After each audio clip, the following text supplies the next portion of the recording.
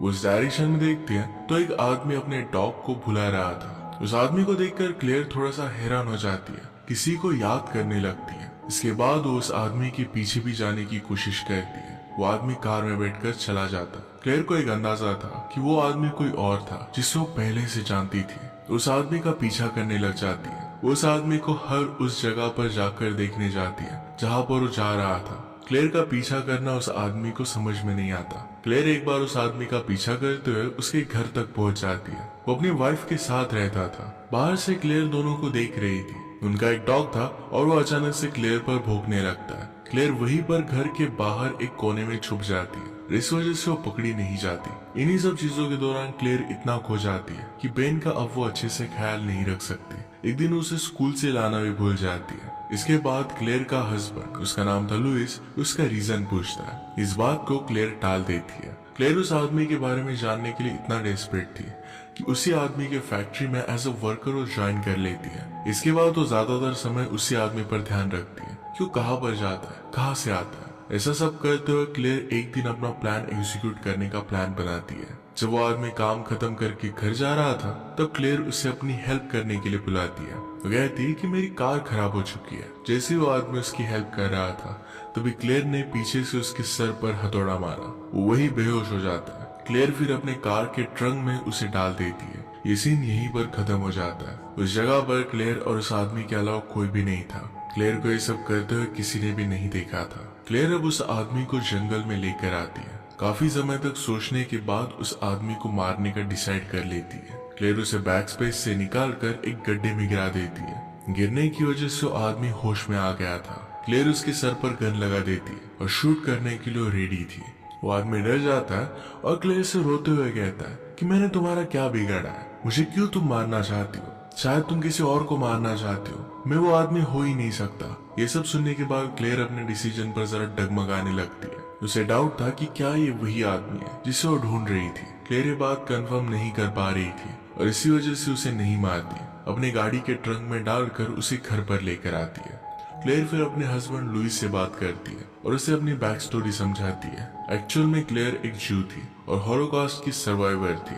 Holocaust एक Hitler का German mission था। उसने सारे जू लोगों का टॉर्चर करने का डिसाइड किया था। इसमें उसने 60 लाख जूस को मार डाला था। बहुत सारी लड़कियों के साथ बहुत गलत हुआ था। ऐसे एक जू कैंप में क्लेयर अपनी मदर और अपनी सिस्टर के साथ थी। उन्हें वॉर के एंड के वक्त बहुत टॉर्चर किया गया था। क्लेयर उसकी मदर और उसकी सिस्टर के साथ जबरदस्ती की थी और उसके बाद उन्हें गोली मार दी थी। क्लेयर इस सब में बच गई थी। वह एक जनरल था। उसके बोलने का तरीका, सीटी बजाने का तरीका, हर एक चीज करने का तरीका क्लेयर को पता था। उसने उसकी मदर और सिस्टर को मार डाला था। हमेशा वहां पर अंधेरा रहता था और इसी वजह से उसका चेहरा और ठीक से देख नहीं पाई थी। बाकी सारी चीजें उसे पता था। क्लेयर को बदला चाहिए था क्योंकि उसे लग रहा था कि जिस आदमी को ट्रंक में डालकर वो घर पर लेकर आई है ये वही जनरल है। सारी बातें क्लेयर लुइस को बता देती है। इसके बाद लुइस कार के ट्रंक में देखने के लिए गया। वहां पर वो आदमी उसे मिल जाता है। लुइस पकड़े जाने के डर से जल्दी से उस आदमी को बेसमेंट में रख देता है। उसने उसे अच्छी तरीके से बांध दिया था। लुइस ने उससे उसका नाम पूछा तो उसका नाम स्टीव था।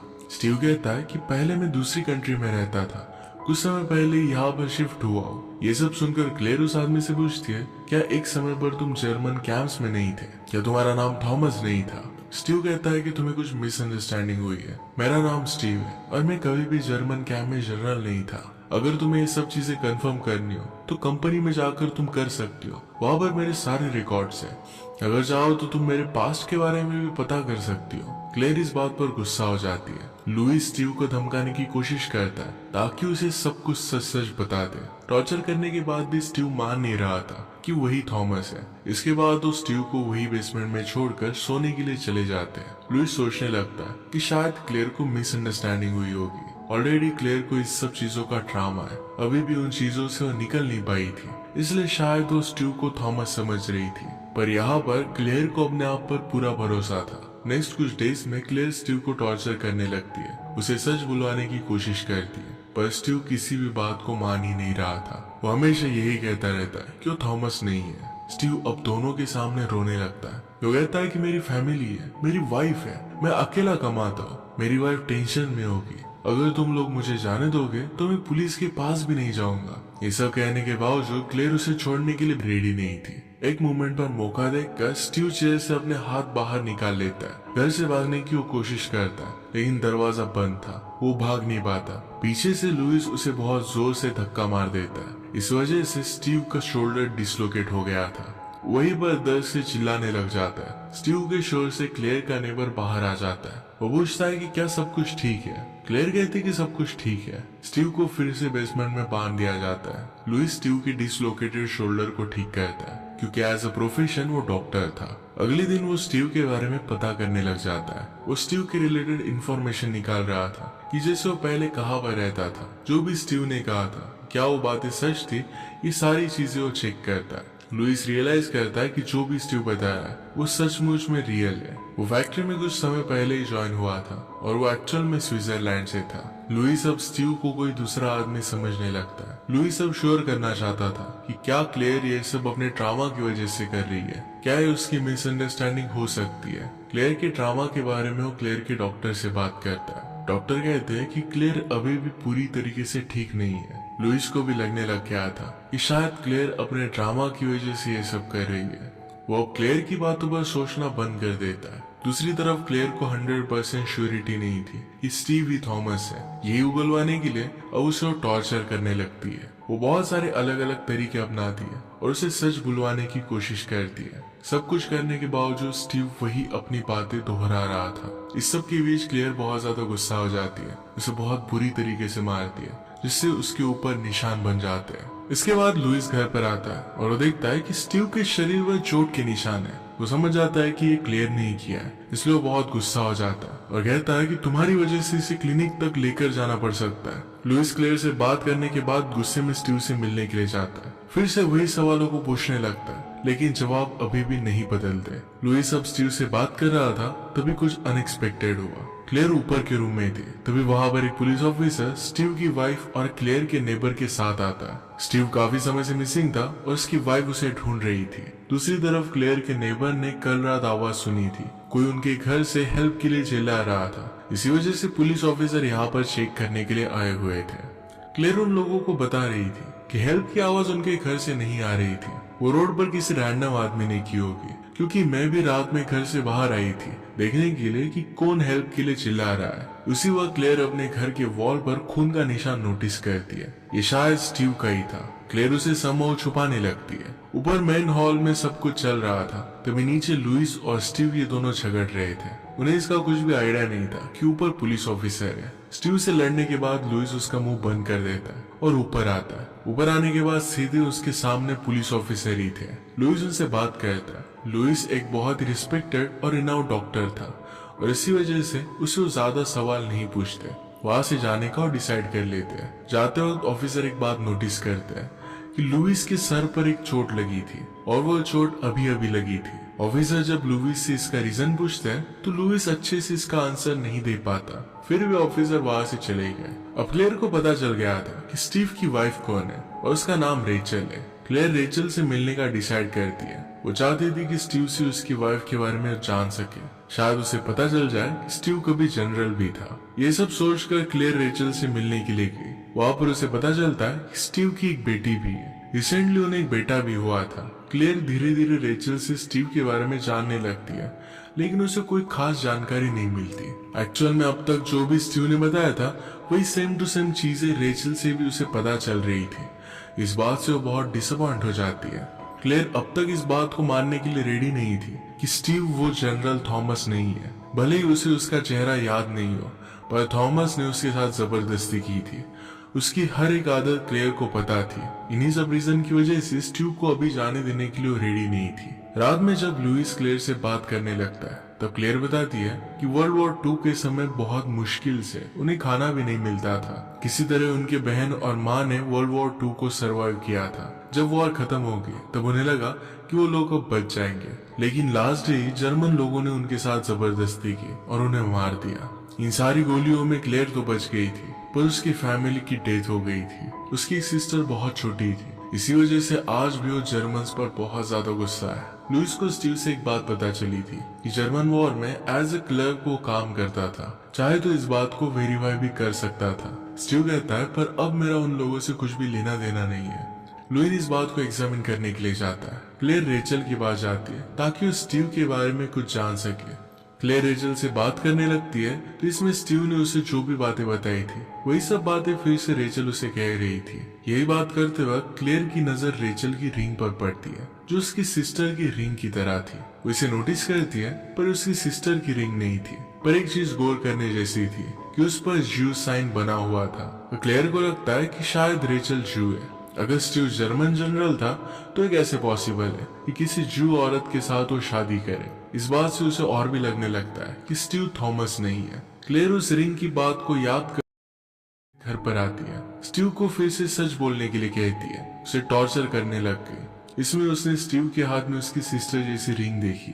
उसे लग रहा था कि शायद उसकी सिस्टर की रिंग है। इस पर भी जूस का ही सिंबल था। उसे अब ये बात कंफर्म हो जाती है कि स्टीव ही थॉमस है। वो गुस्से में उसकी उंगली काटकर रिंग निकाल लेती है। इससे स्टीव को बहुत दर्द होता है। स्टीव ने उस वॉर के वक्त लोगों को मारकर उनकी रिंग ले ली थी और यही अपनी वाइफ और खुद को दी थी। कुछ समय बाद वहां पर लुइस पहुंचता है। वो स्टीव के हाथों से खून बहता हुआ देखता है। ये सब देखकर वो क्लेयर से झगड़ने लगता है कि तुमने ऐसा किया क्यों। क्लेयर भी बहुत गुस्सा हो जाती है। लुइस गुस्से में था तो उसे स्लैप करता है और फिर स्टीव की मरहम पट्टी करने लगता है। क्लेयर अब घर से बाहर चली आती है। इस बात पर सोचने लगती है कि क्या सच में स्टीव ही थॉमस है। वो डाउट कर रही थी कि किसी गलत आदमी को टॉर्चर कर रही है। ये सब सोचने के बाद भी कहीं ना कहीं उसे लग ही रहा था कि स्टीव ही थॉमस है। क्लेयर के लिए प्रूव करना बहुत जरूरी था। अगर उसकी बात झूठी निकली तो लुइस उस पर कभी बिलीव नहीं करेगा। ये प्रूव हो जाएगा कि क्लेयर अपने ड्रामा में आकर सब कुछ कर रही थी। स्टीव लुइस से कहता है कि प्लीज मुझे छोड़ दो, मैं पुलिस के पास नहीं जाऊंगा। ऐसा ना करने के पीछे मेरे पास रीजन है। मैं एक्चुअल में स्विट्जरलैंड का सिटीजन हूँ और अमेरिका में अब भी इलीगल रह रहा हूँ। जब मैंने मेरी अमेरिकन वाइफ से शादी की थी तब मैं ऑलरेडी मैरिड था और इसी वजह से मुझे ग्रीन कार्ड अब तक नहीं मिला है। मैं अगर पुलिस के पास जाता हूँ तो मुझे ही कंट्री से निकाल दिया जाएगा। मेरी यहाँ पर फैमिली है और फैमिली के लिए मैं यहीं पर रहना चाहता हूँ। प्लीज मुझे छोड़ दो, मैं पुलिस के पास कभी भी नहीं जा सकता। अब लुइस क्लेयर से कहने लग जाता है कि स्टीव को छोड़ देना चाहिए। वो कहता है कि स्टीव ने अब तक जो भी बताया था ये सब कुछ सच निकला था। क्लेयर कहती कि मैं सिर्फ और एक बार ट्राई करना चाहती हूँ।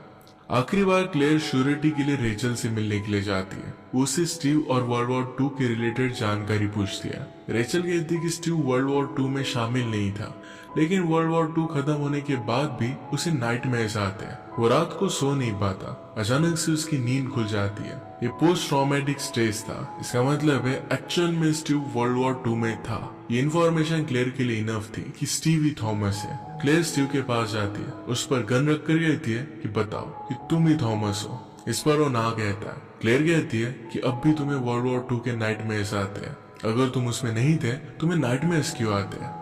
इस पर स्टीव अच्छे से जवाब नहीं दे पाता। क्लेयर फिर उसे कार के ट्रंक में डालती है, फिर से जंगल में लेकर जाती है। वहां पर ऑलरेडी उसने गड्ढा बनाया हुआ था। यहाँ स्टीव को बिठाकर फिर से उसे सच कहने के लिए कहती है। क्लेयर उसे कहती कि अगर तुमने सच कह दिया तो मैं तुम्हें जाने दूंगी।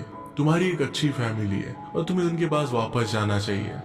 अगर तुमने झूठ कहा तो मैं तुम्हें मार डालूंगी। क्लेयर उसे सच कहने के लिए बहुत फोर्स करती है।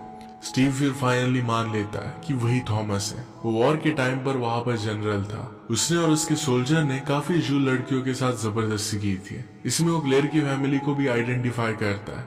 कहता है कि मैंने तुम्हारी फैमिली को लास्ट में मार दिया था। तुम्हें किसी इंपॉर्टेंट ऑर्गन को गोली नहीं लगी और इसी वजह से तुम बच गए। कन्फेशन करने के बाद स्टीव रोने लगता है और उसकी माफी मांगने लगता है। क्लेयर ये सब बात सुनकर फिर से वर्ल्ड वॉर 2 की डरावनी यादों में चली जाती है। उसे ट्रामा होने लग गया, उसके हाथ कांपने लग गए। ये सब देखकर लुइस गुस्से में आ जाता है और गन लेकर स्टीव को लगातार 4 गोलियां मार देता है। स्टीव की वहीं पर डेथ हो गई। स्टीव की बॉडी गड्ढे में गिर जाती है। उसके ऊपर स्टीव और लुइस मिट्टी डालते हैं। कार से वो घर वापस लौट जाते हैं। घर वापस आने के बाद बेसमेंट से स्टीव के होने के सभी निशानों को मिटा देते हैं। सारे खून के धब्बे और टूटी फूटी चीजें हटा देते हैं। इसके बाद वो दोनों इस बारे में कभी भी बात नहीं करते। मूवी के एंड सीन में हम क्लेयर और लुइस को अमेरिका के इंडिपेंडेंस डे मनाते हुए देखते हैं। वहां पर